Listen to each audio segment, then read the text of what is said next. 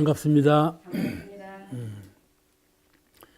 오늘은 제15장, 고온도편 제15장 강의하겠습니다. 먼저 15장 같이 읽으십니다. 15. 말씀하시기를 어떠한 소원을 위하여 축원하는 기도를 드리는 것도 좋으나 자기의 수행을 위하여 서원하는 기도를 정성스럽게 드리면 부지중 전날의 습관이 녹아지고 공부가 점차 향상되어 만사를 뜻대로 성공할 수 있나니라. 수도하는 데에는 이렇게 변화를 하는 거예요. 가령 서가모니 부처님 보세요. 자꾸 변화했어요. 왕궁가에 계실 때는 어떻게 하면 생로병사를 해탈하겠는가? 이 말을 한마디로 갖고 명상했다 말이에요. 그러죠? 어떻게, 참, 이런 괴로운 것이로구나. 어떻게 하면 이걸 면할 수가 있겠는가? 이 명상 하나로 유성출가 했잖아요.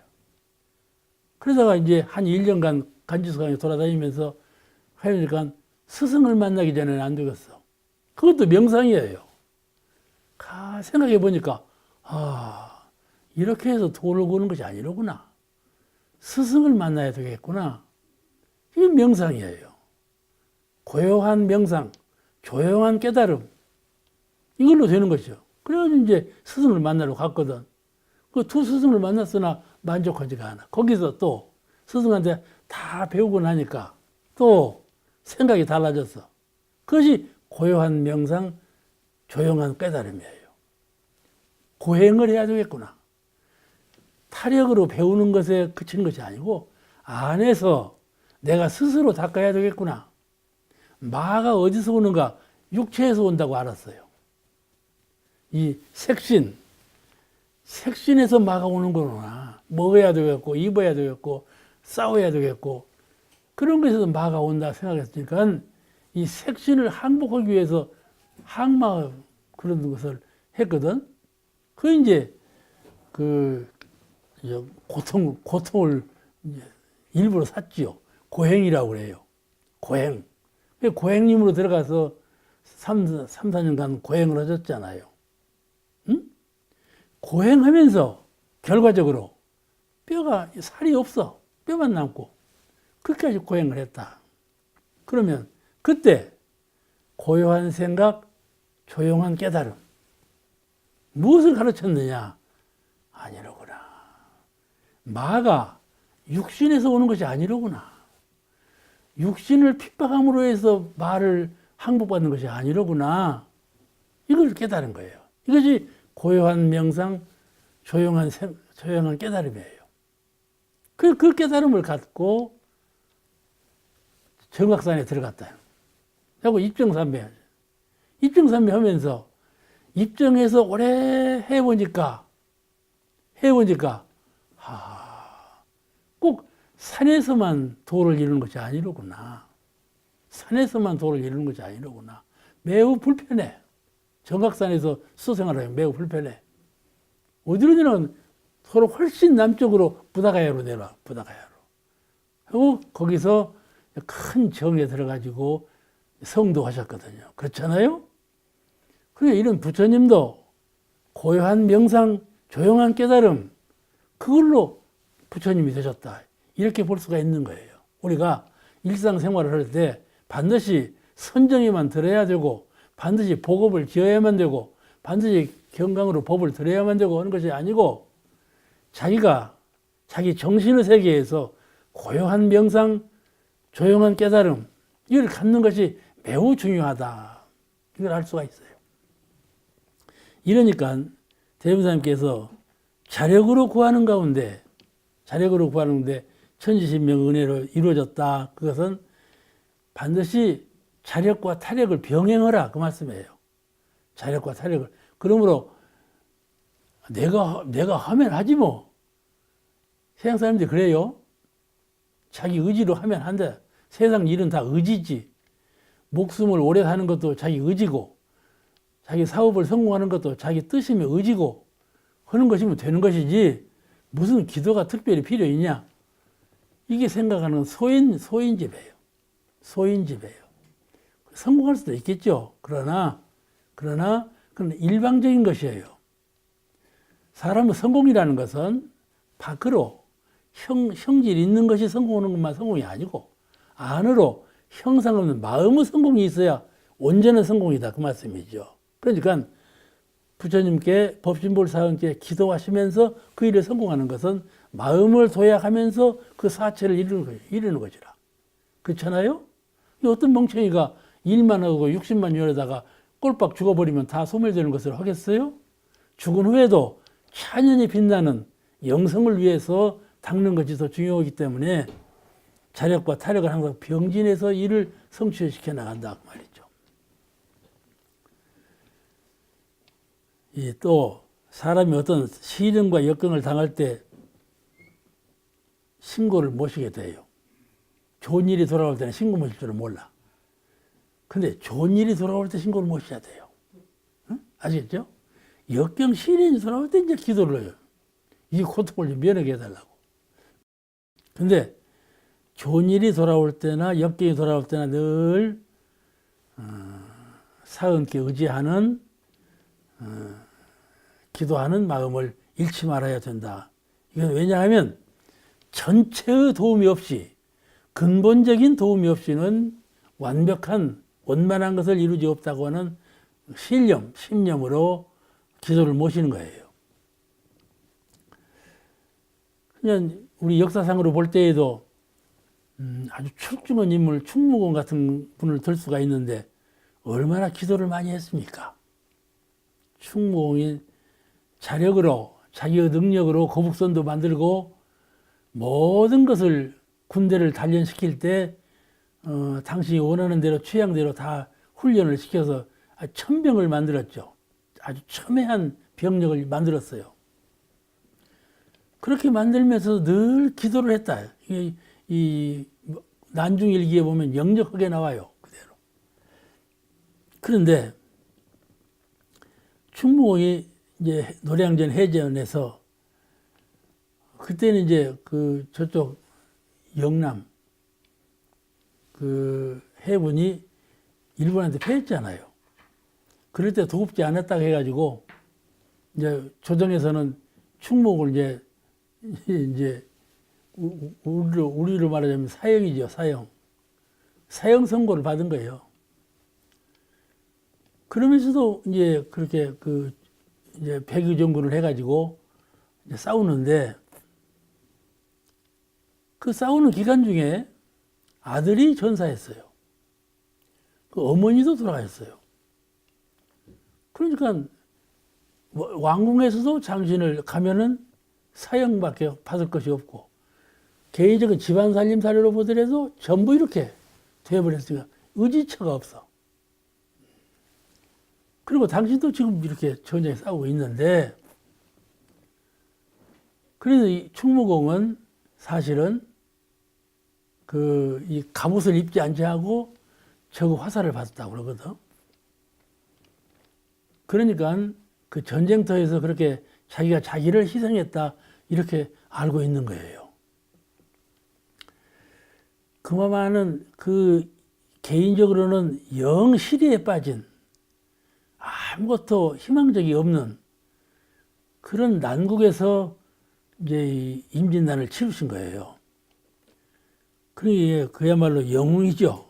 그래도 국가를 위해서 민족을 위해서 그렇게 헌신적으로 노력했기 때문에 지금은 충무공은 아주 우리나라 최고 명장으로 성장으로 모시고 있잖아요. 갑옷을 벗고 배 선두에 서서 화살을 맞고 열반하는 그런 의인 정신이 참 생각하면 참 부러워요.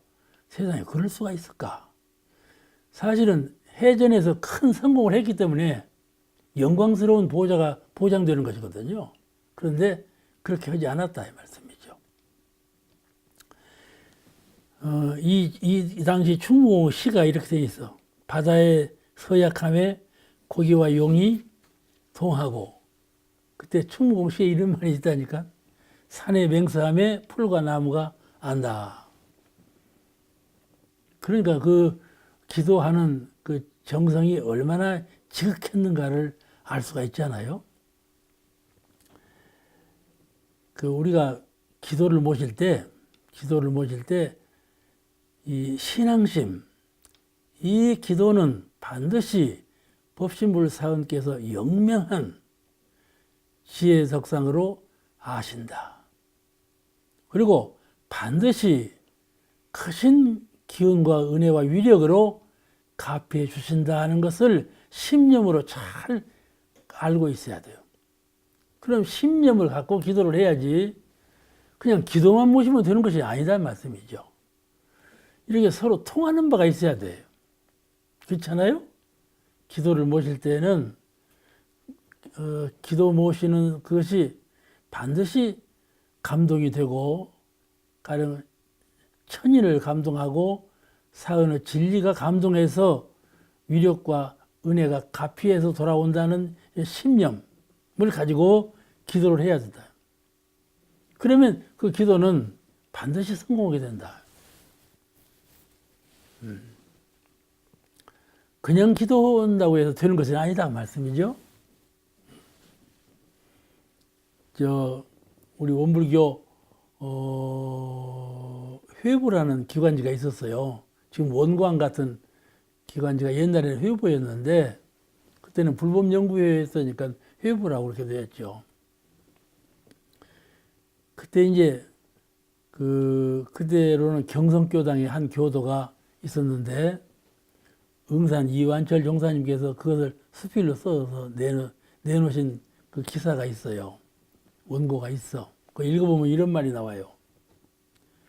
그 경성교당, 지금은 서울교당이죠. 교도 한 분이 그 본명이 현타원이라고 그래요. 그분이 갑자기 몸이 아픈 거예요. 이제 몸이 좀 이상스럽게 아파졌어요. 이게 병이 들어서 점진적으로 아파가는 것이 아니고 갑자기 몸에 이상이 생긴 거예요. 그래서 굉장한 고통을 느꼈어. 기록에 보면 그렇게 되어 있어요.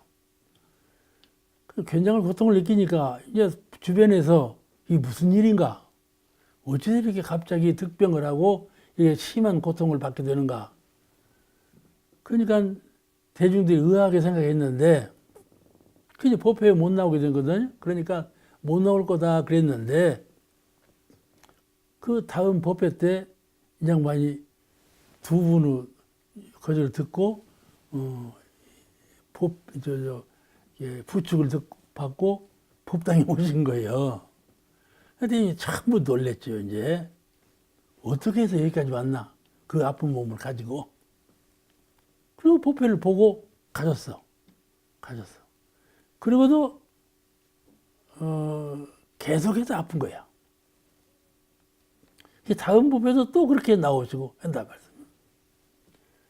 그분 말이 이렇다고 그래요. 그 회부에 수록된 그 내용으로 보면은 이만한 병마로 인하여 나의 영생의 생명을 망칠 수는 없다. 그러신 거야.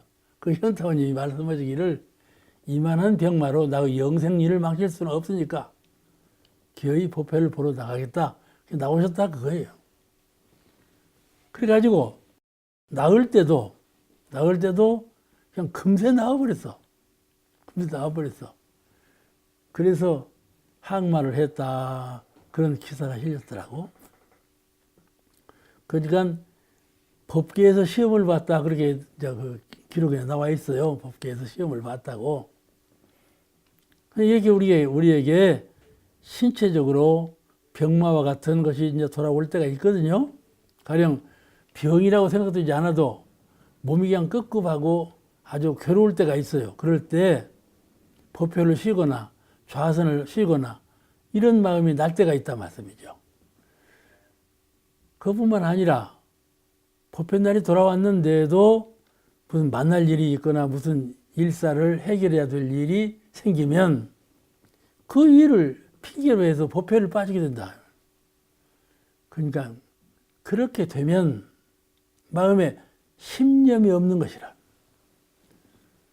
진리에 대한 신념, 법에 대한 신념, 스승에 대한 신념이 약함으로 그를 항마할 수 있는 힘이 약하니까 굴복하는 것이란 말씀이죠. 이게 자기로서는 이러이러이 형세니까 할 수가 없는 것이다 이렇게 변명이 되지만은 실은 그렇지 아니하고 극기 할 수 있는 그것을 그 시련을 넘길 수 있는 그런 신앙성을 갖고 있어야 한다. 그러면 그런 마음으로 기도를 모실 때 그 기도는 반드시 성공하고 그런 마음으로 일관적으로 일을 취사할 때 그 일이 성공리에 취사가 된다. 그런 뜻으로 소개가 되어 있어요.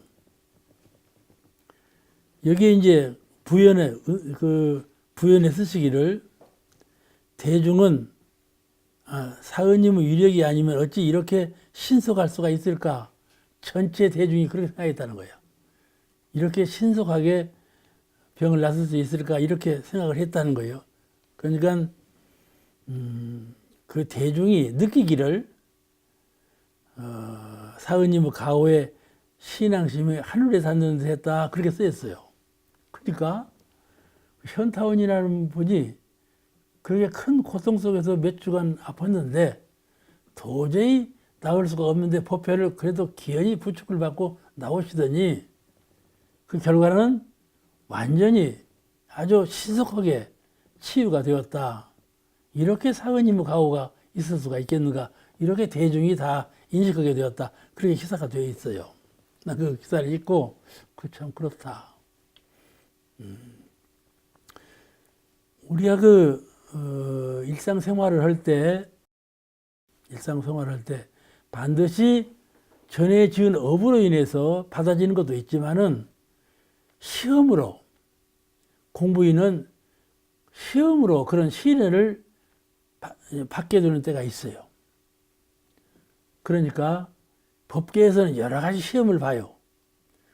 수도인은 그가 도를 닦아갈 때 법계에서 그가 도인이 될 만큼 항막할 만큼 마음에 심력이 쌓였는가를 시험해 본다 그런 말이에요. 그런 것이 있어요. 제 말이 믿어집니까?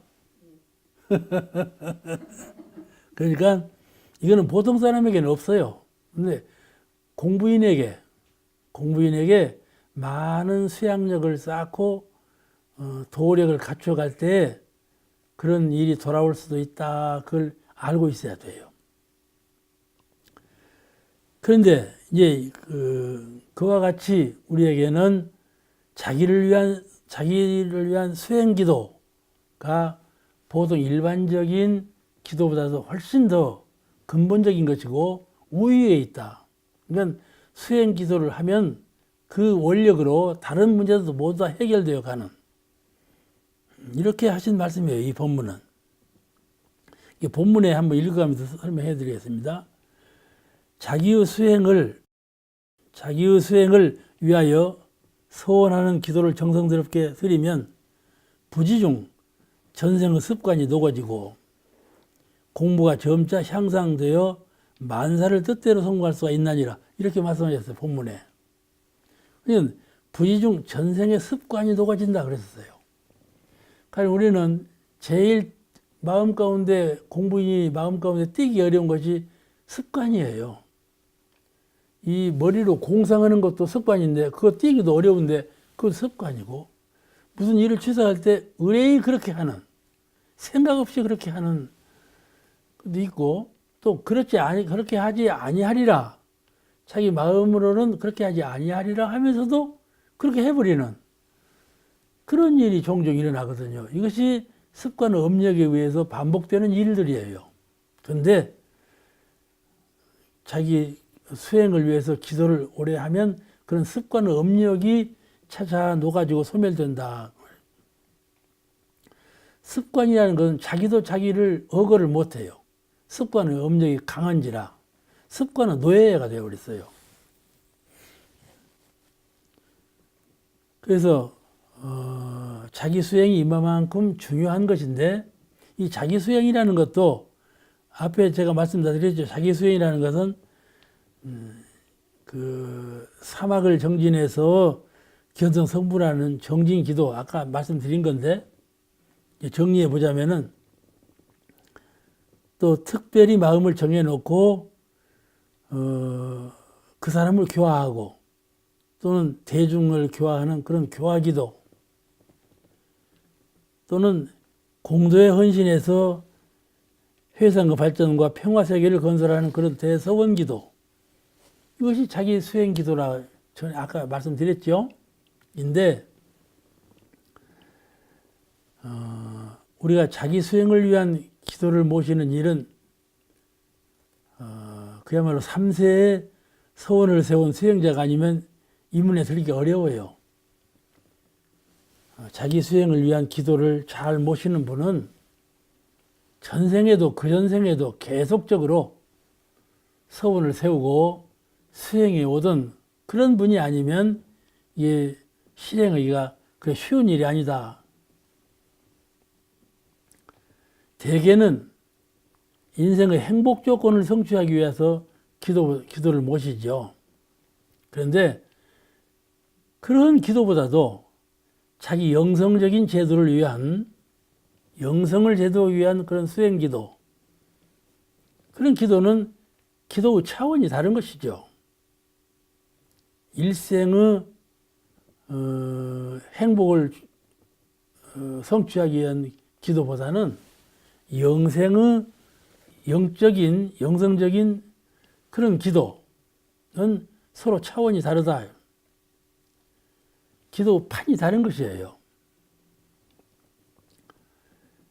그러니까 자기 수행을 위한 기도에 착수해서 착수를 우선 해야 되겠죠. 자기 수행 기도를 착수를 해서 법신불 사흘 전에 서원을 올리고 또 수행 기도라는 건 첫째 자기가 자기에게 서약하는 거예요.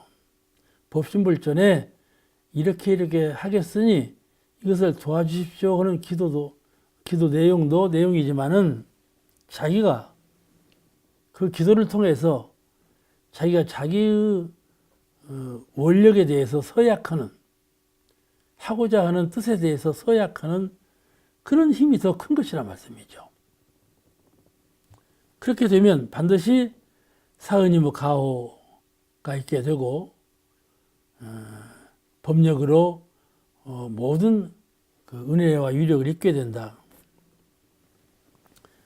있게 되는 동시에 본인의 정신세계에서 힘이 작용해가지고 힘이 작용해서 사은의 은혜를 입고 사은의 은혜와 위력을 입는 동시에 본인의 마음에서 솟아오르는 그런 정신적인 힘이 작용해서 삼독심이라는 것이 고개를 못 들게 되는 것이죠. 탐심, 진심, 치심, 죄 짓는 마음이 고개를 들지 못하게 기가 죽어. 그래서 그 기도는 수행을 위한 기도는 자기 수행을 위한 기도를 올리면은 이제 삼독심이 영향을 끼치지 못한다 이 말이죠. 수행 기도를 모시는 분에게 어떠한 죄진 마음을 습관적으로 일으키는 마음을 일으킬 수가 없어 삼독심이. 그래서 영향을 주지 못한다 말이죠. 그러니까 기도를 모심으로 인해서 평상시에 기도를 모심으로 인해서 마음의 세계에 누적된 그런 삼독진의 습관적인 업력이 다 소멸되므로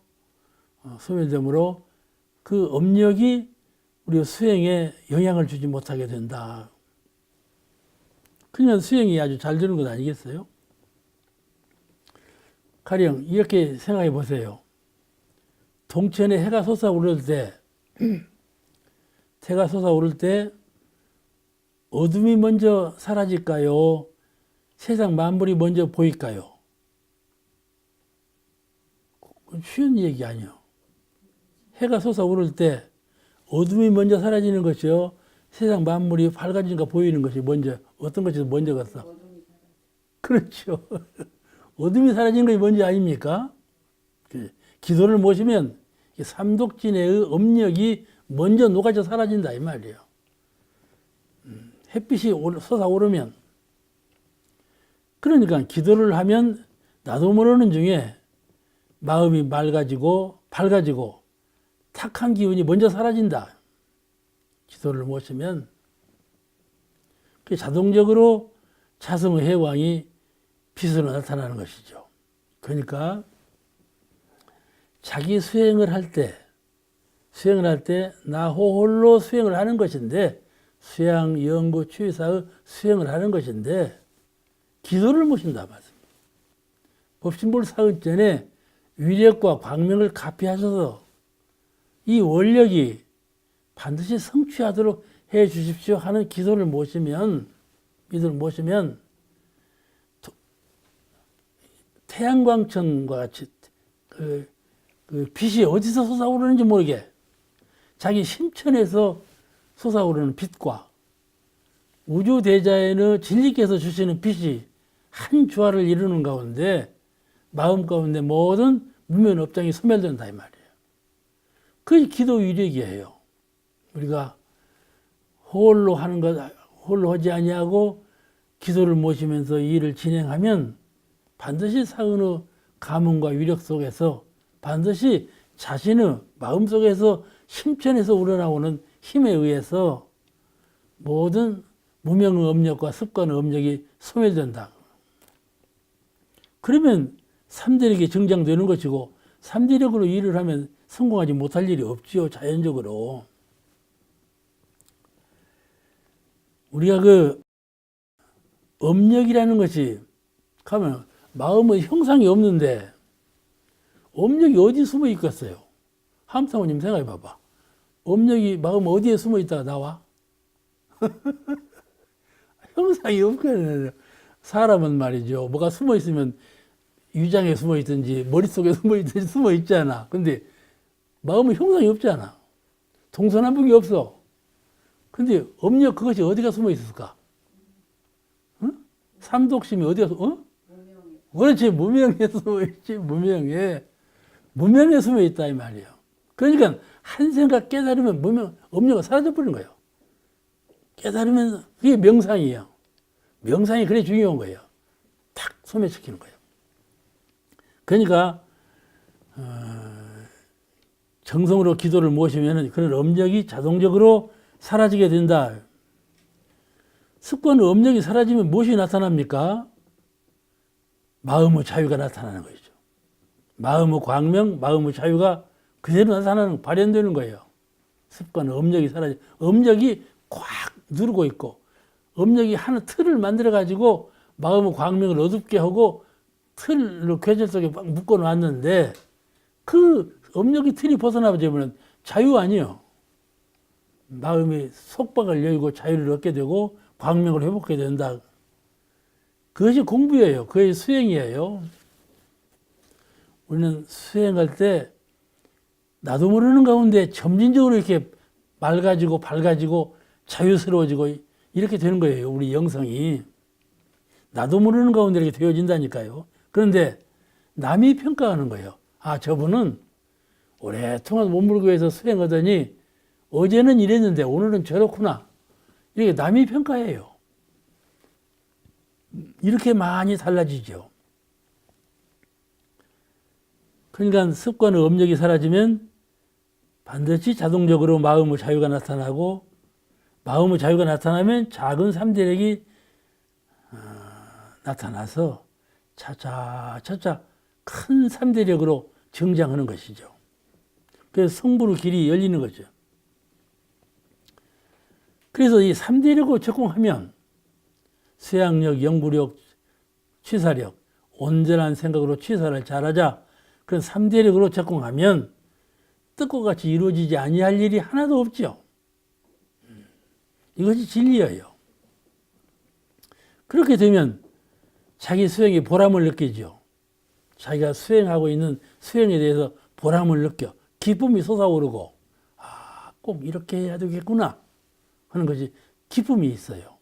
자신감이 나죠. 법열이 솟아올라서 그 법열로 기도를 모시면 기도 성과가 배가 늘쳐요.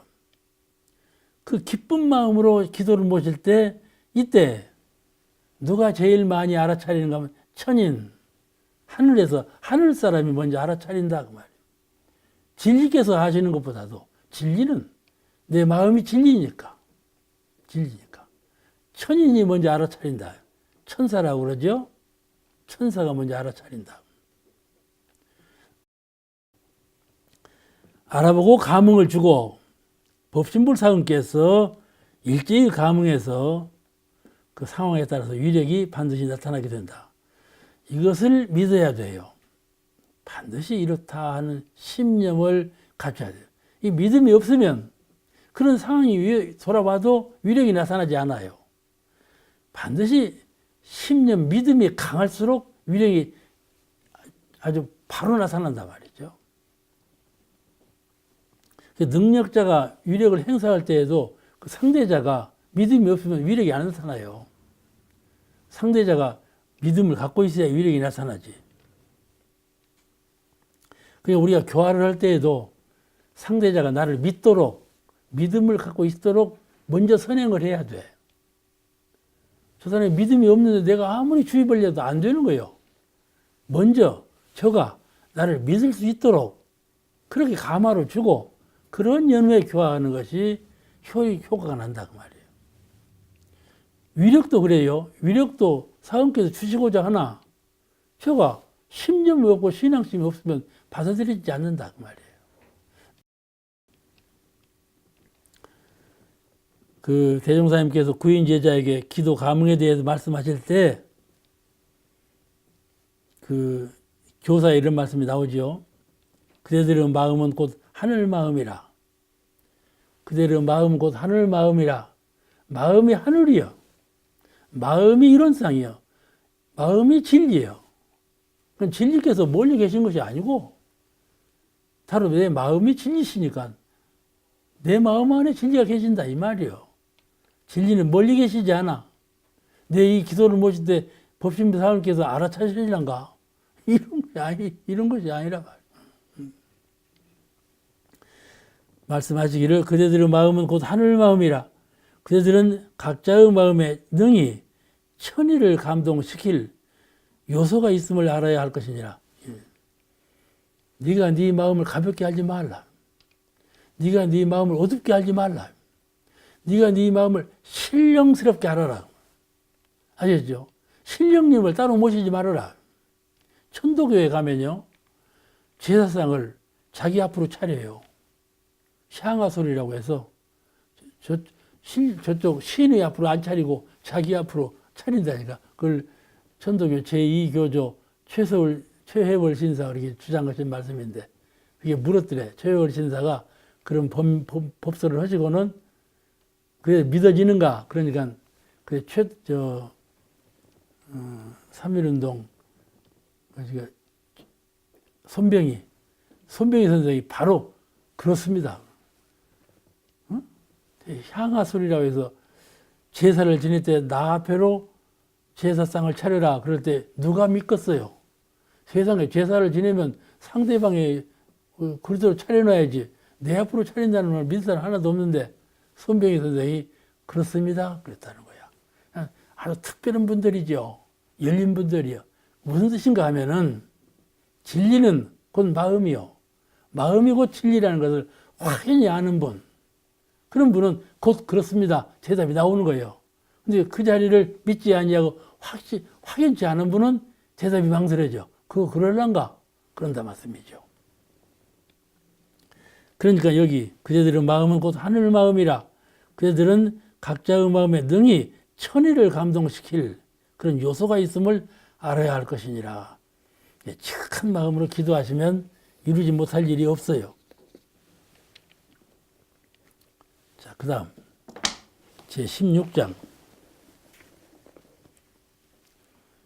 16장 한번 읽으시겠습니다. 16 말씀하시기를 내가 항상 하는 말같이 조석신고를 올릴 때에도 제 몸을 위해서만 빌지 말고 세상과 회상을 위하여 빌기를 잊지 말라. 그 공덕이 훨씬 크리라. 우리가 그 기도를 모실 때 나를 위해서 기도를 모시죠. 내 친족을 위해서 나하고 가까운 사람을 위해서 기도를 모시는데 거기에 그치지 말고 전 인류, 원불교 회상, 회상을 위해서, 인류를 위해서 기도를 먼저 하라. 그 말씀이셔요. 기도는 하나의 공부 습관이에요. 공부 습관인데, 심고와 기도를 정한 시간에 반드시 행하는 습관, 새벽에, 밤에, 조석심고, 정한 시간에 반드시 행하는 습관은 영생을 두고 모든 공부 기초가 됩니다. 그런데 심고를 하다 말다 한단 말이에요. 그러면 그 공부길이 정착이 되지 않아요. 그러니까는 반드시 그 시간에 반드시 심고와 기도를 모시는 그 습관을 잘 길들여야 돼요. 이 습관은 영생을 두고 법의 종자가 된다.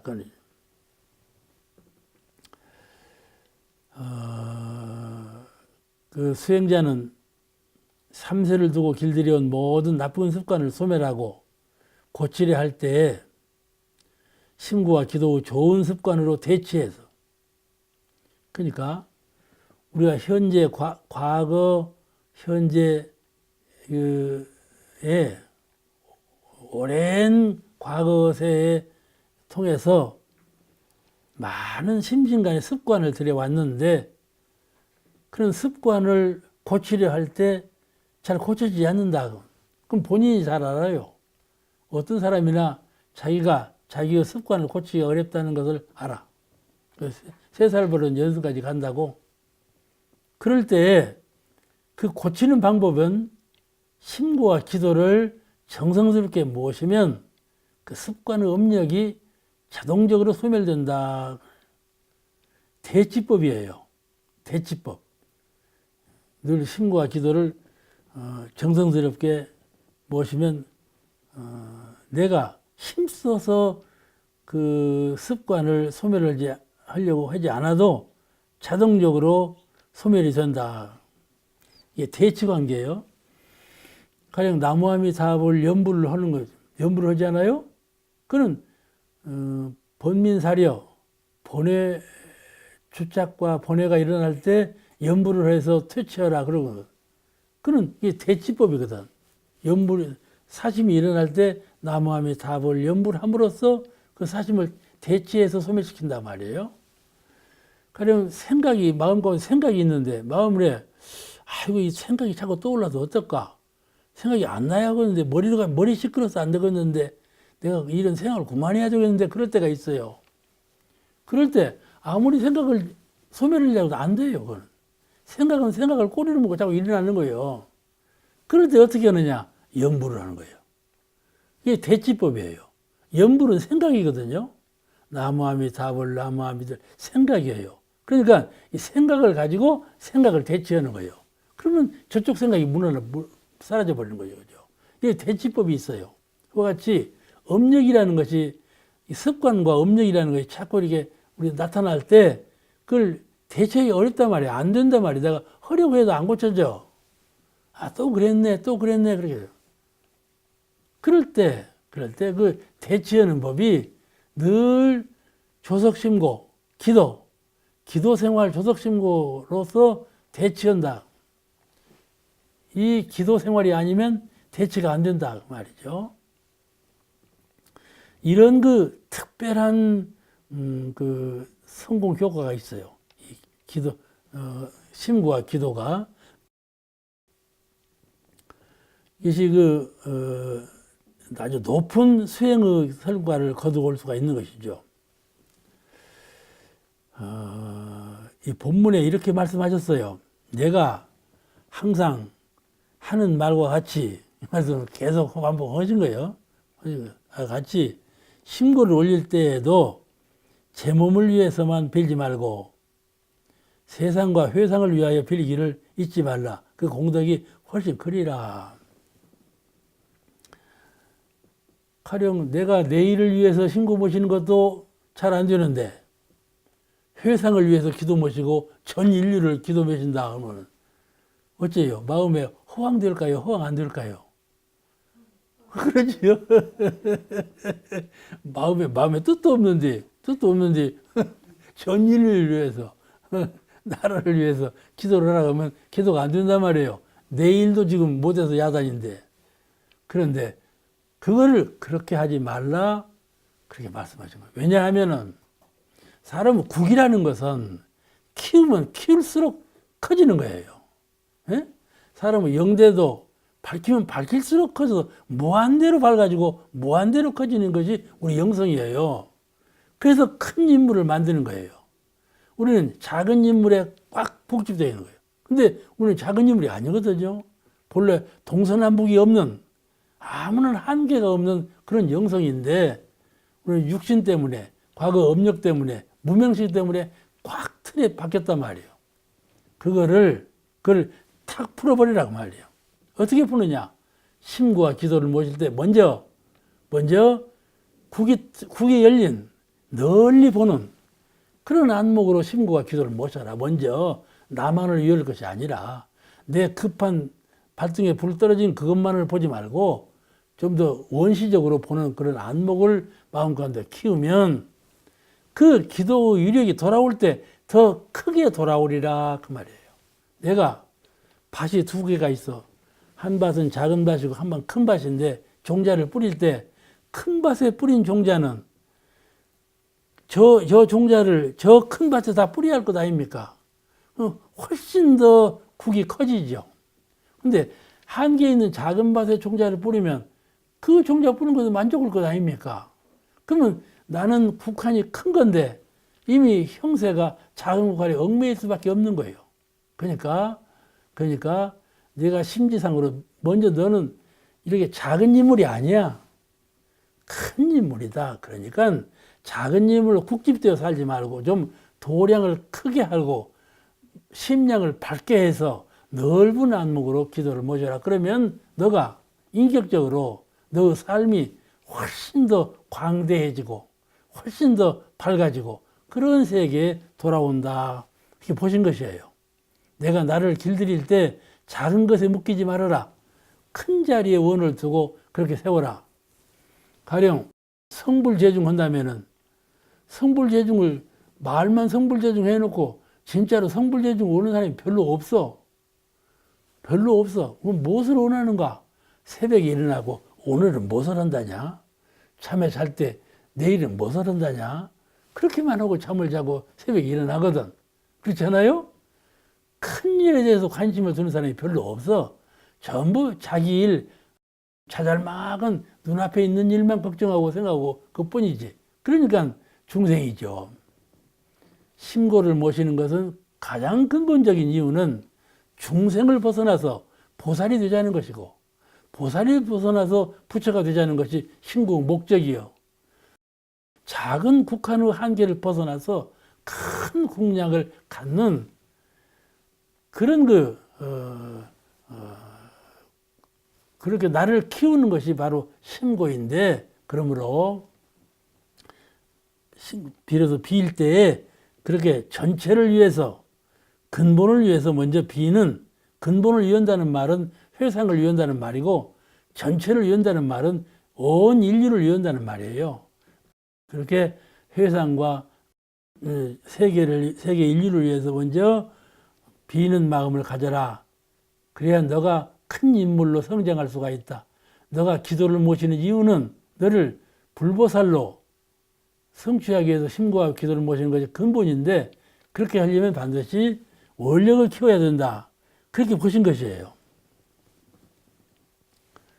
자, 그 다음 제17장 정사 신고문이신데 17장을 같이 한번 읽으시겠습니다. 이건 신고문이라 다 아시는 분이니까 중간쯤만 하다. 17 말씀하시기를 나는 일상 이렇게 심고하노라.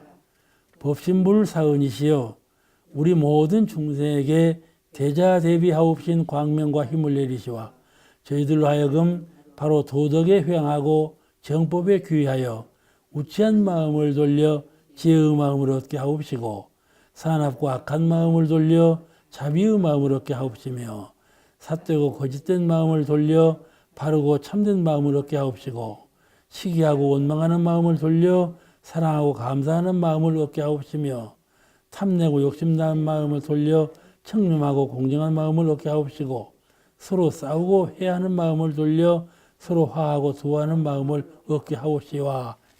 여기까지만. 똑같이 반복된 말씀으로 쭉 됐죠. 이런 마음이 우리한테 늘 일어나거든.